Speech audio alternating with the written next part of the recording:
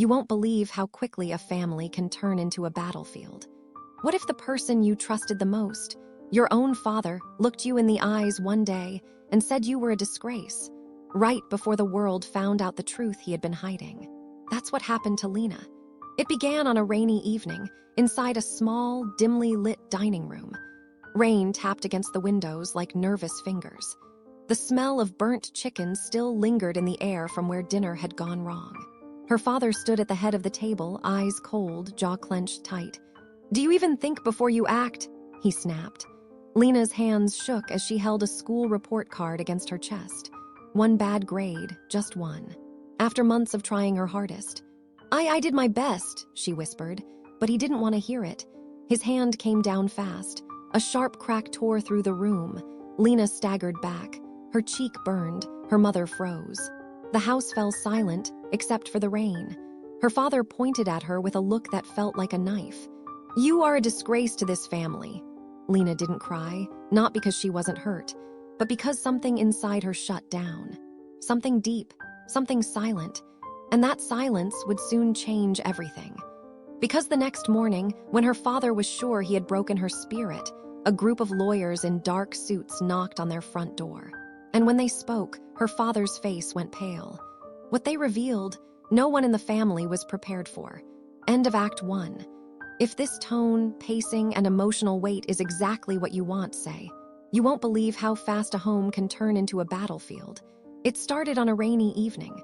The sky outside was dark, heavy, like it was holding its breath. Rain tapped against the window glass in slow, uneven rhythms. The kitchen lights flickered softly, casting long shadows on the walls. Lena stood there, small and quiet, holding her school report card to her chest. Her fingers were trembling. She kept swallowing like her throat was too tight to breathe. Her father sat at the dining table, shoulders stiff, jaw locked. He didn't look at her at first. He just stared at the paper in his hands, the same report card she had placed in front of him moments earlier. One grade, just one. Every other subject showed improvement. Some even showed excellence. But math had betrayed her. And he only saw the failure. He slowly lifted his eyes. They were sharp. "Do you even think?" His voice was low, almost calm. The kind of calm that feels like the moment before a storm tears a house apart. Lena's voice came out soft. "I tried my best." Her mother stood near the sink, frozen, hands wrapped around a dish towel. She didn't say anything. She never did on nights like this. Her father stood up. The chair legs scraped across the floor, loud enough to echo through the whole house. "Your best," he repeated, stepping forward. "Your best." Lena took a tiny step back. Just one, not enough to escape, just enough to show fear. And that was the moment. His hand came down, a sharp slap. The sound tore through the room like glass breaking. Lena's head jolted to the side. Her cheek stung, heat spreading across her skin. Her eyes watered, but she refused to let a tear fall. Her father glared at her like she was something beneath his shoe. "A disgrace," he said. "You are a disgrace to this family." The rain outside kept tapping. The house kept breathing. Her mother looked down. No one spoke. Lena didn't cry, because crying would make it real. Instead, she let her face go numb. She let her heart go still. She let silence wrap around her like armor. She walked upstairs quietly, each step slow and heavy. She didn't slam the door. She didn't scream into her pillow. She just sat on the edge of her bed and stared at the wall, and something inside her shifted. It didn't break. It changed. The next morning, the sun returned. The birds sang like nothing had happened. Her father drank his tea and scrolled his phone as if last night was just air. But at 9:12 a.m., there was a knock at the front door. Firm, loud, purposeful. Her father opened it. 4 lawyers in dark suits stood there. Their expressions were serious, the kind of serious that makes your heart drop before anyone says a word. "Good morning," the lead attorney said. "We need to discuss a legal matter regarding your daughter." Lena watched from the staircase. Her father blinked. "What matter?" he asked. The lawyer opened a folder, and whatever was written inside made her father's face lose every shade of color. Almost like he was the one who'd been slapped. The storm wasn't over. It was just beginning. The house felt different after that knock, like the walls were listening, like the air itself knew something was about to shift. Lena stayed on the staircase, one hand on the railing, frozen halfway between running and disappearing. The lawyers stepped inside with quiet confidence, the kind of confidence that doesn't need to prove anything. Her father tried to straighten up, tried to look like the man in control. But his voice cracked just a bit when he spoke. Let's discuss this privately." The lead lawyer didn't move. He looked right past her father at Lena. "We'll need her present," he said. "She is the center of this case." Her father's jaw tightened. "She's a child. I'll speak for her." "No," the lawyer replied, calm, absolute, unshakable. "That's exactly the problem." The room went silent. Her mother finally looked up from the sink. She didn't say anything, but her eyes widened. Fear, recognition. Like she knew what this was about. Lena slowly descended the stairs. Each step felt heavy, like she was stepping deeper into something she couldn't turn back from. The living room became a courtroom. The lawyers sat across from her father, who now looked smaller than he ever had, even though he was physically the biggest person in the room. The lead attorney placed a file on the table and opened it. "Your daughter," he began, "is the legal heir to a trust fund established by her late grandfather." Lena blinked. She didn't even know her grandfather left anything. She barely remembered him, just soft hands and a quiet voice. Her father's hand curled into a fist. "That trust was dissolved," he muttered. The lawyer shook his head. "No, it wasn't. It was hidden." Another lawyer slid forward a document, stamped, sealed, official. Her mother sucked in a sharp breath. Her father went still. "Hidden." The word echoed in the room. The lead lawyer continued. "The trust was meant to become available at age 18. However," he glanced up, eyes sharp, "an investigation has revealed attempts to access and deplete those funds prematurely." Lena's heart thumped once hard. Her father's eyes flicked toward her, but not with guilt, with anger. That same anger from last night. Her mother whispered, barely audible, "You said it was gone, you said." He slammed his hand on the table. "Do not speak." But now the house was not his to command. The lawyer continued, unshaken. "There is more. Your daughter was also left letters. Personal letters from her grandfather. They explain why the trust was created. They also contain statements regarding her upbringing. Specifically, concerns regarding your treatment of her." The room turned colder. The air felt thinner. Lena felt her fingers tremble, not with fear this time, but with something unfamiliar. Power. Tiny, flickering like a match spark. Her father stood. "I'm not listening to any more of this. Get out of my house." The lead attorney closed the folder carefully, like this was routine. "As you wish," he said, rising to his feet. "But know this, we already filed the case. You will be contacted by the court, and temporary custody arrangements will be reviewed." Lena's mother gasped. Her hands flew to her mouth. Her father stepped forward, but the lawyer stepped forward too. Not threatening, just unmoved. "You are no longer the only voice in this child's life," he said. The lawyers left. The door shut. Silence, thick, heavy, suffocating, fell over the house. Her father turned slowly to face her, but Lena didn't flinch this time. She just stood there, tired, empty, yet steady, as his voice came out low. "What did you tell them?" Lena met his eyes. "I didn't have to," she said, and for the first time, he didn't have an answer. The rest of that day felt like walking through a minefield. Every sound was sharp. Every breath felt too loud. The walls didn't feel like home anymore. They felt like they were waiting. Her father didn't speak to her, not a word. He paced the living room, phone in hand, making call after call, whispers, anger, desperation hidden behind half-closed doors. Sometimes she heard fragments. "They can't prove anything. She's just a kid." The old man didn't know what he was doing. But his voice didn't sound like strength. It sounded like fear. Her mother stayed quiet, moving through the house like a ghost. Eyes red, shoulders tense. Like she'd been holding her breath for years and suddenly realized she was suffocating. Lena sat at the kitchen table with a glass of water. She stared at her reflection in the surface, blurry and warped. Her cheek still stung from the night before. She raised her fingers to the spot, not gently, not to soothe, but to remember. The door suddenly opened. Her father entered. He stared at her, not yelling, not raging, just staring. That was somehow worse. Finally, he spoke. "You think you're special now because of some money, because of lawyers?" His voice was a low growl. Lena didn't look away. And that alone, that quiet defiance, made something flicker in his eyes. He stepped closer. "You will not destroy what I built," he said. But Lena's voice, when it came, was steady. "You didn't build me," she said. "You tried to break me." The words hung in the air, sharp, irreversible. Her father's nostrils flared, his jaw locked. His hand twitched, the same way it had right before he'd hit her last night. But this time, her mother stepped forward. "Enough!" Her voice cracked, but she stood between them. Her father stared at her like she'd betrayed him. "You too," he whispered. Her mother didn't respond. She didn't need to. She simply placed a hand on Lena's back, small, hesitant, but real. For the first time in years, she was choosing her. Her father exhaled a long, cold breath and walked away. The house didn't relax. It just held its breath again. Later that evening, the phone rang. Not her father's phone, the house phone. The one no one used. Lena answered. "Hello?" A woman's voice, calm, steady, replied. "Lena, this is Attorney Rose. I'd like to speak with you privately about your grandfather's letters." Lena's heart fluttered. "Letters?" she whispered. "Yes," the attorney said. "Your grandfather left instructions for you, and something else you need to hear." A pause. "Are you safe to talk?" Lena glanced toward the hallway where her father's shadow moved behind the thin wall. She lowered her voice. "No," she murmured. "Not here." There was a soft, warm understanding in the lawyer's tone.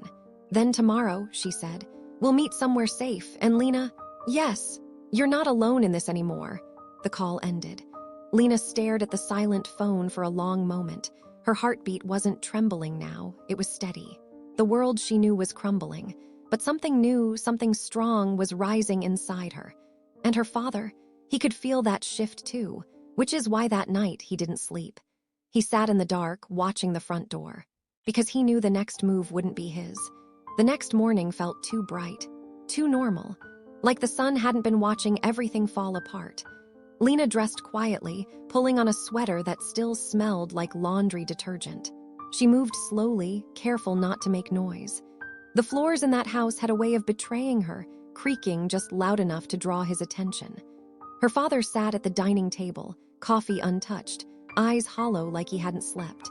Her mother hovered nearby, placing plates on the table even though no one was hungry. No one spoke. It felt like the calm before something cracks. "I'll walk to school today," Lena said quietly. Her father's head lifted, not fast, just enough to show he was listening. "You're not going anywhere," he said. Lena's heartbeat tightened. "I have to go." He stood up. His chair slid back with a sharp scrape. That sound always meant danger. "You think you can just leave," he said, stepping closer. "After what you've done." Her mother quickly moved between them, like the night before, but her hands trembled harder this time. "Please," her mother whispered, "just let her go." Her father's voice cut the air in half. "She's not talking to anyone, she's not seeing anyone, and she is not," he pointed at the door, "leaving this house." His voice was loud enough to shake the windows. Lena didn't argue, she just stood still, silent, but her silence didn't look defeated anymore. It looked deliberate. Her father noticed, and it scared him. He reached for her wrist fast, too fast, but Lena stepped back, just one step, just enough. And for a split second, he froze, because that one step told him everything. She wasn't scared of him anymore. His face flushed with a new kind of anger, the kind born from losing control. "You think those lawyers will protect you?" he spat. "They don't care about you. They just want the money. They'll use you. And when they're done, you'll have nothing." Lena held his gaze. "I already had nothing," she said softly. "You made sure of that." Her mother gasped, not at Lena, but at the truth in her voice. Her father's hand rose, maybe to hit, maybe to intimidate, but it stopped in midair. Because at that moment, a car horn sounded outside. Not just any car, a black sedan, tinted windows, professional, waiting. Her mother's breath caught, her father's eyes widened. "No," he said under his breath, but Lena was already moving, not running, not rushing, just walking. She reached the door, opened it, stepped out into the sunlight. The warm air hit her face. The world felt bigger than the house for the first time in years. The lead attorney stood outside, holding a folder and a calm smile. "Good morning, Lena," he said. "Are you ready?" Her father stormed toward the doorway, but before he could reach her, the attorney lifted a document. A restraining order, temporary but real. Her father stopped like an invisible wall had hit him. "You can't," he started. "Yes," the lawyer said simply. "We can." Neighbors had stepped onto their porches. Cars slowed on the street. The world was watching. Her father's voice broke, not loud, not powerful, small. "Lena," she turned her head slightly, just enough to look at him. No tears, no fear, just tired strength. "I have to go," she said. Then she stepped into the car. The door closed softly, but it sounded like thunder. As the car pulled away, Lena watched her house shrink smaller and smaller in the window. Her father stood frozen in the doorway. Her mother cried silently behind him. The house didn't look like home anymore. It looked like something she had survived. But she still didn't know the truth waiting for her. The truth in the letters, the truth about her grandfather, the truth about why her father was so afraid. And when she found out, nothing would ever be the same. The car ride was quiet, not tense, just heavy, like the silence had weight to it. Lena sat in the back seat, hands in her lap, eyes on the window. Trees blurred past. Houses blurred past. Everything familiar moved away from her like a life she was already leaving behind. Attorney Rose sat beside her, calm, composed, warm in a way that didn't feel fake. "You don't have to speak," Rose said gently. "Just breathe, one moment at a time." Lena nodded, though she wasn't sure she remembered how to breathe properly anymore.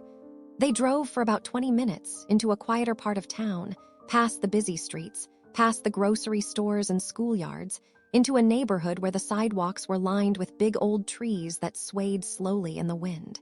The car stopped in front of a small office building. Nothing fancy, no big sign, just a quiet brick structure with windows that let the sunlight spill in softly. This didn't feel like judgment. It felt like a beginning. Inside, the air smelled of paper and coffee, warm, safe, almost like a library. Rose guided Lena to a small meeting room, a table, 2 chairs, a box placed neatly in the center. Old, wooden, worn, like something that had been kept safe for a long, long time. Lena's breath caught in her chest. Rose sat down beside her, not across from her, not like someone about to interrogate. "Before we open this," Rose said softly, "I need you to know something." Lena looked up. "Your grandfather loved you," Rose continued, "very deeply, and he worried that the wrong people would try to shape your life for you." Lena's throat tightened. She barely remembered him, just flashes, moments, warmth. "He left instructions," Rose said. "He wanted you to have choices, independence, a life that was yours." Lena blinked, slow. One tear slipped out, but not a sob, not weakness, just truth. Rose gestured gently toward the box. "Whenever you're ready, open it." Lena reached out with careful fingers. The wood felt old and soft, like it had been held many times before. She lifted the lid. Inside were letters, stacked neatly, tied with a thin red ribbon. Her name written on the top envelope in handwriting that was shaky but gentle. "My Lena." The moment she saw it, something inside her chest cracked, not in pain, but in memory. Hands helping her tie her shoes. A voice humming softly in the garden. Warm sunlight on an old porch swing. She remembered him.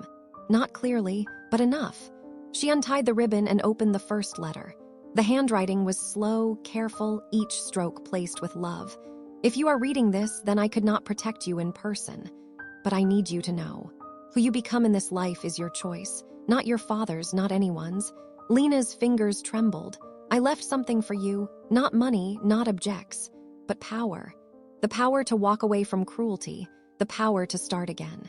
Her eyes blurred again, but she kept reading. "Your father was not always this way.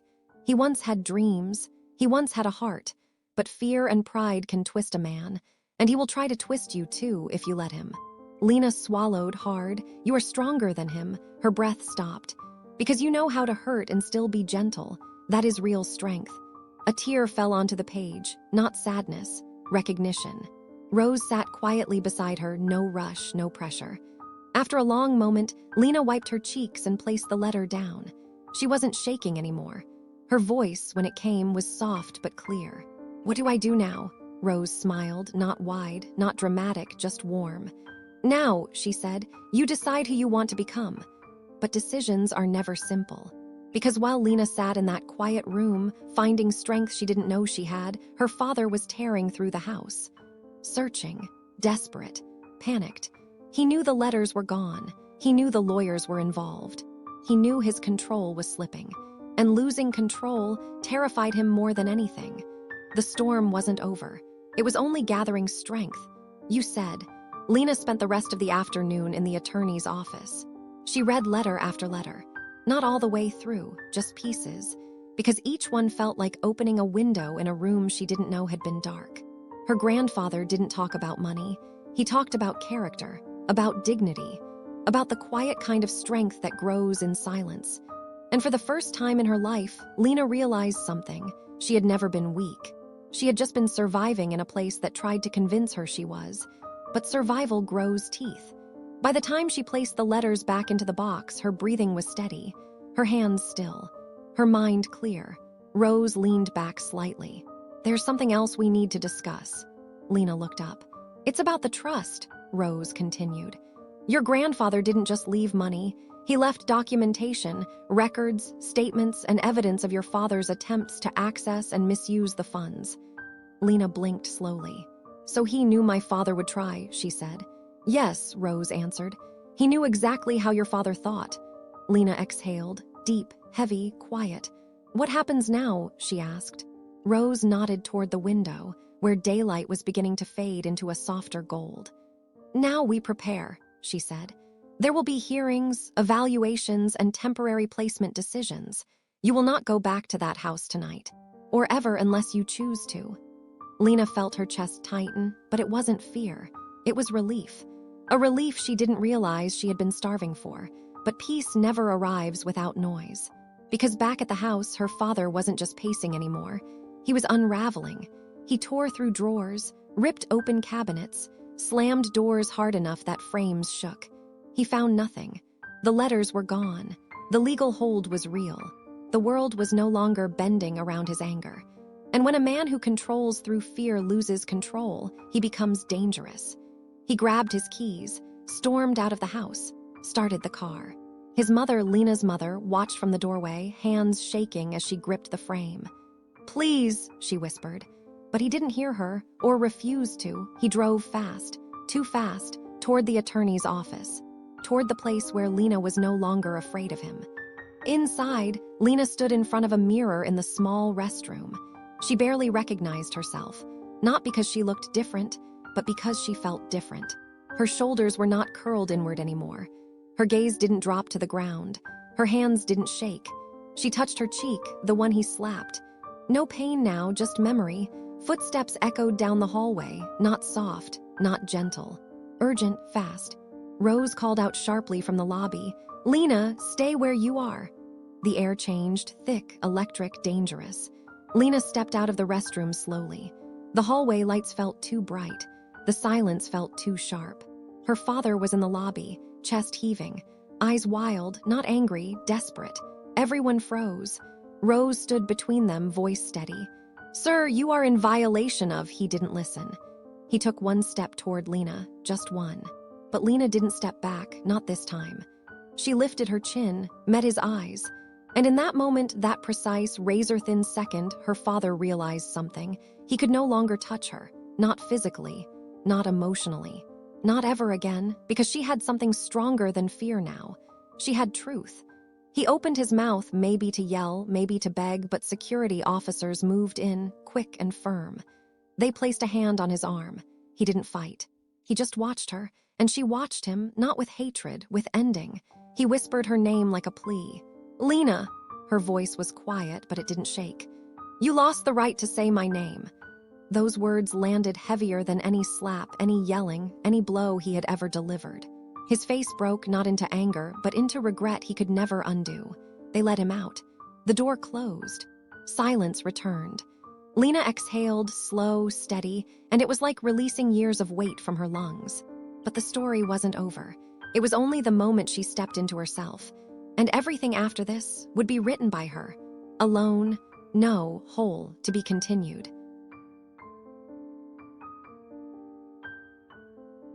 The night felt heavier than usual, as if the air itself was listening.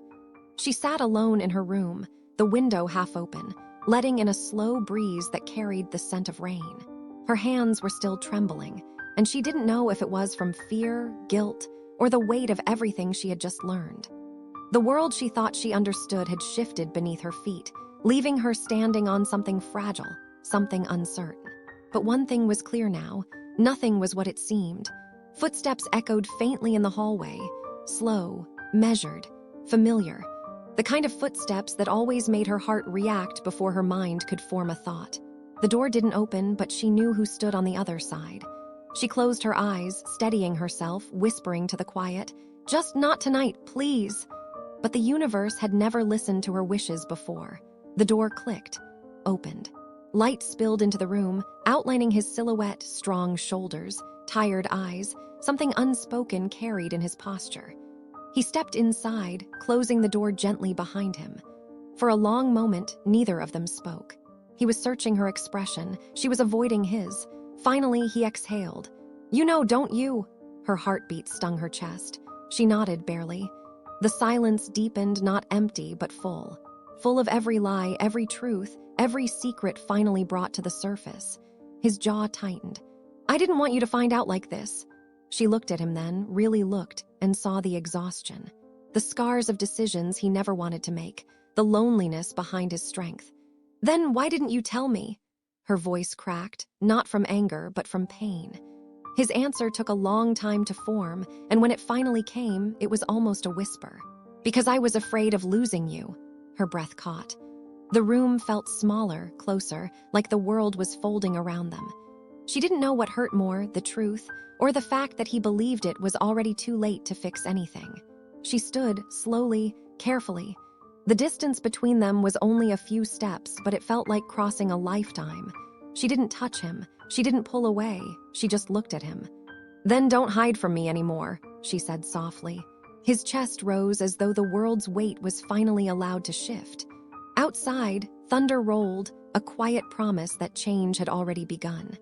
And for the first time in a long while, he nodded. Not with pride, not with fear, but with surrender. To the truth, to her, to everything that came next. The storm had finally broken outside. Thunder rolled low across the sky, but inside the house it was quiet. He stood in front of her, his shoulders heavy, his eyes avoiding hers now that the truth was no longer something he could run from. She thought that moment was the end of the secrets, but it was only the beginning.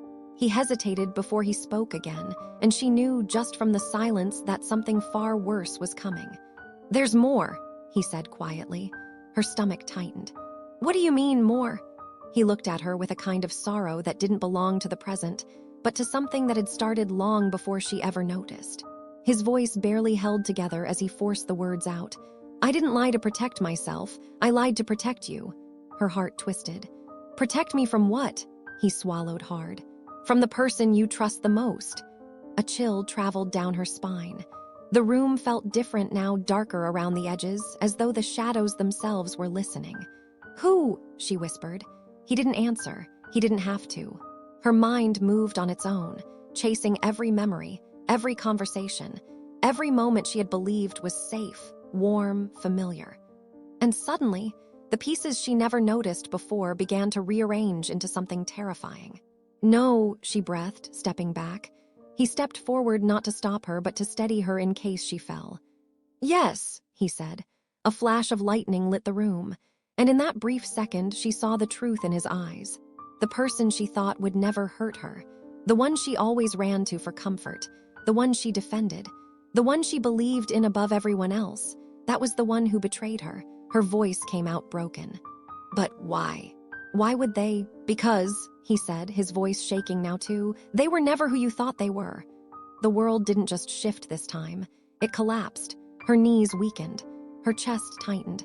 Her heartbeat throbbed in her ears. Outside, rain hammered against the windows in sheets.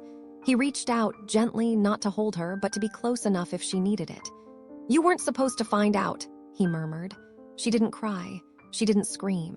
She just stood there with her eyes wide, staring at a reality that felt like a nightmare she wasn't prepared to wake up from. Because the worst kind of betrayal is the one that comes softly, with familiar hands and a familiar smile. And now, Nothing would ever be the same again. The next morning arrived without sunlight. Clouds hung low, gray and heavy, as if the sky itself knew something had been broken. She sat at the small wooden table in the kitchen, hands wrapped around a cup of tea that had already gone cold. She hadn't slept, not for a second. Footsteps approached softly. It was him, the one who told her the truth. He didn't sit. He didn't speak. He just stood there, watching her breathe slowly, like if he waited long enough, she might find the strength to face what came next. "Say it," she whispered. He blinked. "Say what?" She lifted her eyes, tired but sharp now. "Say who did it." He hesitated, not because he didn't know, but because saying it would make it real, irreversible. The kind of truth that raises everything to ashes. "You already know," he said. Her jaw tightened. A single tear slipped, but her voice didn't break. "It was my father." Lightning didn't strike, the earth didn't crack, but her entire world split cleanly in two. "He pretended to love me," she said, her voice steady but hollow. "All this time he pretended." He finally sat beside her, though he kept a respectful distance. "He loved the version of you he could control, the version that belonged to him." She closed her eyes. Control. That word fell heavier than any storm. She remembered the way her father always spoke for her, chose her friends, decided what was best. And that night, the night everything fell apart when he slapped her and called her a disgrace, she realized it was never love, it was ownership. "He knew," she whispered. "He knew I was going to leave. He knew I wouldn't stay under him forever." "Yes," he said quietly. "He knew you were stronger than him." The room went silent again, but this time the silence wasn't fear, it was resolve. She stood up slowly, not shaky, not weak, but steady. "What are you going to do?" he asked, though the answer was already forming on her face. She looked toward the hallway mirror, at her reflection, at the girl who once stayed quiet, once endured, once begged for approval. That girl was gone. "I'm going to get my life back." He stood too, a faint mixture of awe and worry in his gaze. "You won't be alone." She shook her head. "I won't need help." She walked to the door. Rain still fell outside, but it didn't feel cold anymore. It felt cleansing. She took one final breath, then stepped out, not to run, not to hide, but to confront, because some storms aren't meant to be escaped. Some are meant to be walked through with your head held high. The drive to her father's house felt unreal. Streetlights blurred past the window, glowing like distant stars she couldn't reach. Her hands gripped the steering wheel tightly, but her heartbeat was calm. Too calm. The kind of calm that comes only after a person has already broken and rebuilt themselves from the pieces. She parked outside the house she grew up in. The porch light was still on, just like every night. A symbol of family he always liked to brag about. She stepped out of the car. The air smelled like wet earth and something old, something that belonged to memory, not reality. Her shoes sank slightly in the soaked grass as she walked to the front door. She didn't knock.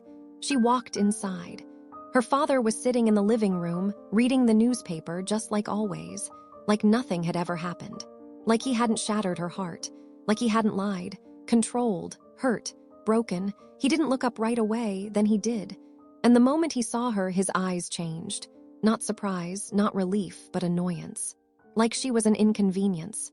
"You came back," he said, folding the paper slowly. "Good, now sit. We need to talk about your behavior." Her behavior. The words almost made her laugh, but she didn't. She walked further into the room. "There's nothing to talk about," she said. His face tightened, just slightly. "You disobeyed me," he said.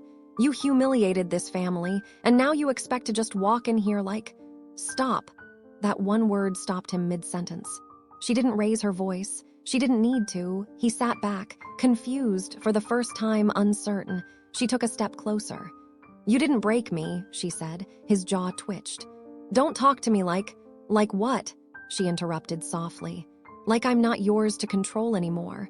A flicker of fear crossed his eyes. Just one, but it was enough. "You think you can survive without me?" he scoffed. "You're nothing without this family." "No," she said. "You're nothing without control." The room went dead still. He stood abruptly, hands balled into fists, the same stance that once made her shrink.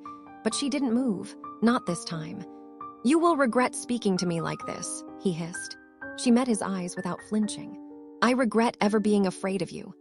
The words hit him harder than any slap, because they were true.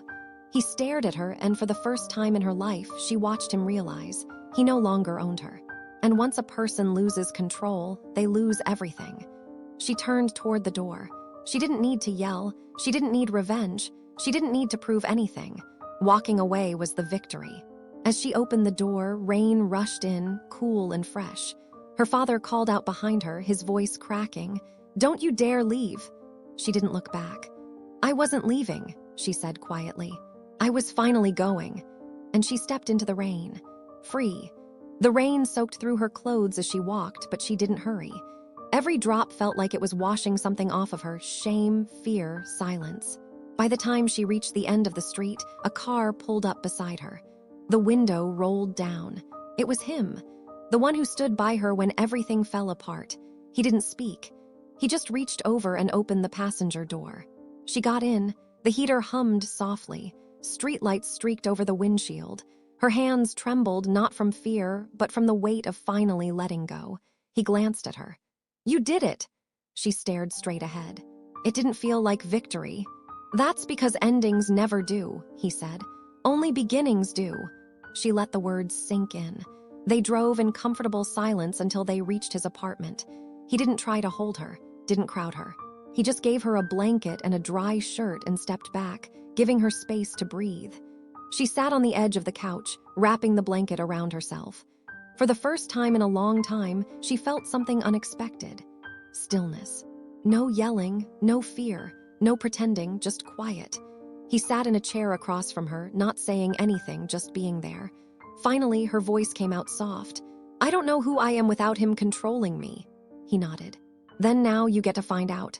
She exhaled a shaky breath, but it was the first free breath she'd taken in years. "I feel empty."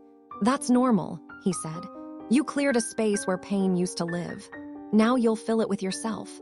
She looked at him for the first time since they arrived, really looked. He wasn't trying to save her. He wasn't trying to fix her. He was simply witnessing her becoming. That mattered more than any dramatic speech. Her eyes softened. "Thank you," he smiled, small, warm. "You don't have to thank me, I'm just here." The quiet wrapped around them like a blanket. Outside, the storm began to ease. The rain softened. The clouds thinned. The world didn't suddenly become bright and perfect, but it became livable. And that was enough for tonight. She leaned back on the couch, eyes half closing, exhaustion finally catching her. He stood slowly and turned off the light. Before she fell asleep, she whispered one last thing, not to him, but to herself. "I survived." And for the first time, the words didn't sound like desperation. They sounded like strength, like a promise, like a beginning. 3 days passed. She didn't go back home. She didn't answer her father's calls. She didn't explain herself to anyone. She simply existed, quietly, letting her mind and heart settle into their new shape. But the world didn't stay still for long. On the 4th morning, there was a knock at the door. Not soft, firm, final. He opened it, the man who had been helping her, and the moment he saw who was standing there, he stepped aside. 3 lawyers, sharp suits, cold expressions, documents held like weapons. They weren't here for her. They were here for what came before her. The oldest lawyer spoke first, voice steady and direct. "We've completed the investigation." She stood up slowly, her heartbeat steady, too steady, like the calm before the end of a storm. The lawyer placed a thick folder on the table, slid it toward her. Her name was printed across the front, not her father's, hers. "We found evidence," the lawyer continued. "Financial misconduct, property manipulation, patient records, and forged legal signatures with your name on them." Her breath caught. Her father hadn't just controlled her. He had been preparing to ruin her, frame her, silence her. The room felt colder now. "So he was going to," she tried to speak. "Yes," the lawyer said. "He was going to blame you to protect himself." Her chest tightened, but not in fear, in realization. He hadn't just been cruel, he had been dangerous. The second lawyer opened another folder, this one thinner, and slid a set of printed messages toward her. Her father's handwriting, his instructions, his threats, if she left, if she spoke, if she disobeyed, everything recorded, everything undeniable. The oldest lawyer didn't soften his voice. We are prepared to move forward with legal action." Silence filled the room. It wasn't fear, it was clarity. She looked at the papers. At the life she escaped, at the life she almost lost. Her hands didn't shake this time. "Do it," she said. No trembling, no hesitation, just truth. The lawyer nodded once. "Final, absolute. We will notify him today." Her heart didn't race. Her palms didn't sweat. Because the moment she said that one word, "do it," every shadow of who she used to be fell away. She wasn't his daughter anymore. She wasn't his victim. She was her own person, and she was done being afraid. The lawyer stood to leave. But just before they walked out, the oldest one paused at the door. "You're stronger than you realize," he said. She didn't reply. She didn't need to. Strength didn't require words anymore. When the door closed and the apartment fell silent again, she exhaled slowly, deeply, like releasing the last of the past from her lungs. Outside, the clouds finally parted. A thin ray of sunlight broke through. Not bright, but enough to begin again.